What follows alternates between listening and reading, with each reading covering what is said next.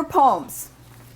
Tomorrow, Maria's not going to be able to go, but our group is going in front of the DAEI subcommittee, which is Development, Downtown Aviation Economic Innovative Committee, which is Danny's committee. Danny is not going to be there, however. His sister passed away very suddenly, so he's doing all the family stuff right now. But we have some council people who have gotten on board with us, including Shock of the Year, Sal DeCiccio, is on board with us about these amendments for the group homes.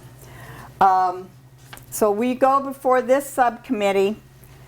Then we've had 3 or 4 meetings with the city regarding these amendments, and they are putting together new amendments which will probably have to go back out to the villages and back out to all of us to see and to know about, because what they're trying to do is going to cause some real problems in neighborhoods. It all has to do with HUD and fair housing and all this kind of stuff, but having these homes be unregulated and the city not know where they are, how many people live in them, they have no way to enforce anything. We have one on Kime Drive that caused some people in this room a lot of heartache and headaches. This is not fair to neighborhoods. However, that's not the way we can go into this situation, so we're going into it on a health and safety kind of issue for the neighborhood, but mostly for the people who live in these places who are not being treated fairly either. I think we got It's talk to me. Huh? After this, talk to me. It's the hugest insurance scam going. There are lawsuits all over the country about these people who run these homes scamming insurance companies for millions of your tax dollars. So it's a big deal. So when push comes to shove, there's going to be another subcommittee meeting, and then we go to City Council. And when we go to City Council, I am going to ask you guys to show up in force, because we've done it before and we get what we want because you guys show up at City Council. And when somebody says, if you're against this, will you please stand up, and the whole room stands up, that makes an impression on the people who are on City Council. And I happen to think that our council person is planning to run for mayor, so he'd be listening to us. Yeah. So just so you know, his name is out there running for mayor, just so you know. But just be aware that I am going to be making you aware of when you need to either show up at a subcommittee meeting or mostly at City Council, because that's going to be imperative if we want to protect our neighborhoods from this issue. Linda Colino, my friend up by Northern, there are 9 group homes, sober living, and SMI houses within 2 blocks.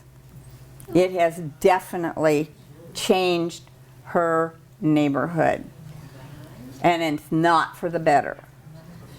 So the city is not allowed to cluster these homes and oversaturate. Institutionalize is what it's actually called in Prescott, who did write a new ordinance. And it has been accepted to this point by HUD and Fair Housing. So we keep our fingers crossed that nobody brings a big court case that ruins that. But I'll tell you, we started digging into this, and this is countrywide that this is happening. And it is the biggest part of the real estate market in the Southern California area to sell group homes.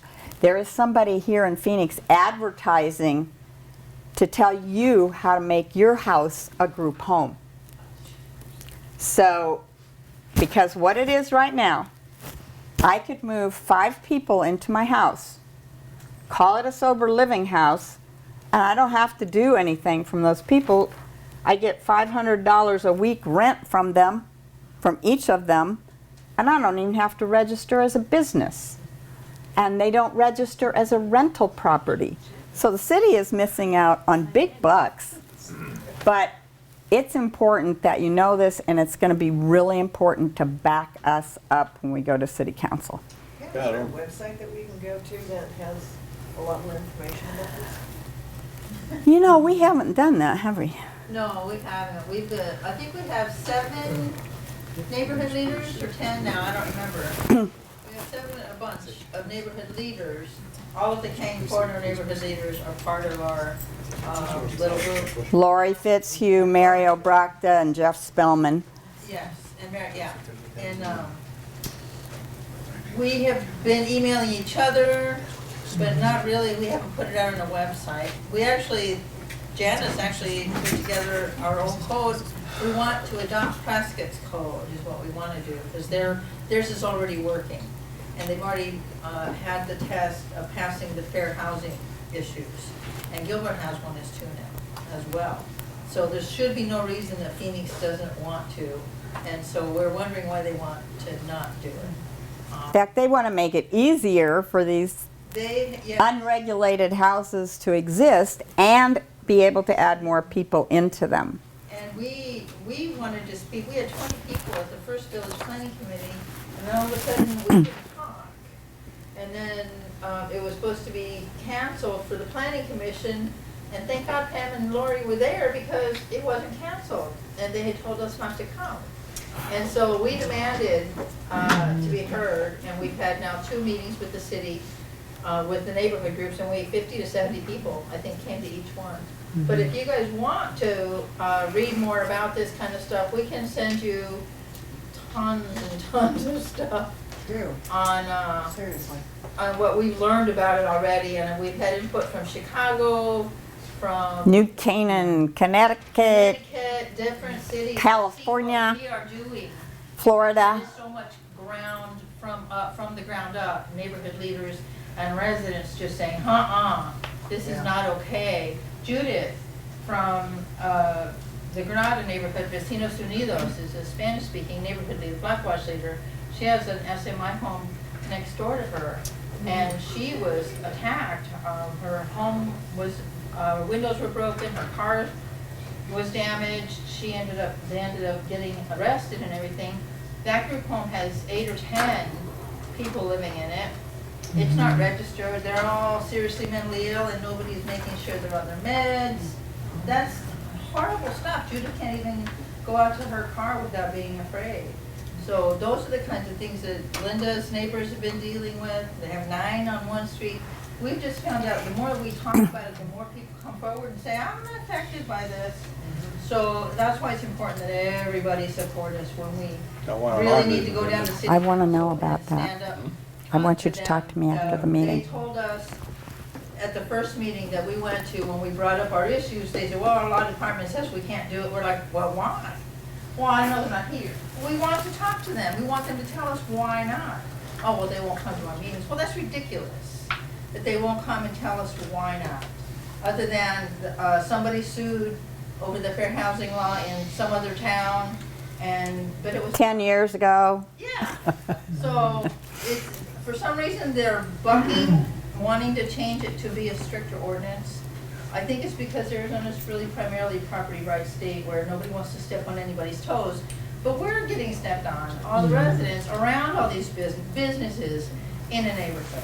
So that's why we decided to take up this fight, because it's just, everybody's being affected by it. Well, they won't know unless we actually show up. Because Yeah, other than that, we're just a neighborhood. Yeah. exactly. We're one person, and when the obstacle course opened up, I was talking to a bunch of the city people, and I said, well, I generated a Facebook page for this place, and they kind of were mad about that. Why did you do that? That's kind of our job. You know, and they kind of told me that there's a lot of pages to do that because all the neighborhoods. And again, it's like you're saying, if we don't step up and just show up and tell people we do not want these group homes in here, they're gonna say, it's no big deal. Well, the thing is about that, one of the first things that I always say when I speak to them is, we're not trying to stop group homes from existing, because we need good group homes. There's a lot of drug addicts out there that need help. There's a lot of seriously mentally ill people that need help and need these group homes. We just want them to be healthy, and we don't want them all in one place. Because the reason they live in group homes is to assimilate back into society as they get better, right? That's the goal, is to assimilate back into society in a healthy way. But if they're not healthy, it's not, they're just getting ripped off, the people that live there, and the neighborhood is putting up with the consequences of that. So that's what we're saying. We're not fighting the group home issue, we're fighting the bad ones. Yeah, I The think fact that's that what we have nobody's to do. regulating them. There's a lot of bad actors out there. There's a lot of very good group homes, but there's a lot of, So maybe we should put something out about what we found out so far and how we're looking Should at the it. city At least council- our final document that we put out. we're needs to going put to out, them later. Text It's that we not till want to June. incorporate or put up for suggestions. Well, we asked for the postponement. So that is out now. We- The yeah, text guys. went to all the city council members, I think, this morning, Yes. that our group wrote. And so if anybody wants that says everything that we want the code to say, let Pam know and we'll get it to you. Because it's really long. It's like 19 pages of reading, so.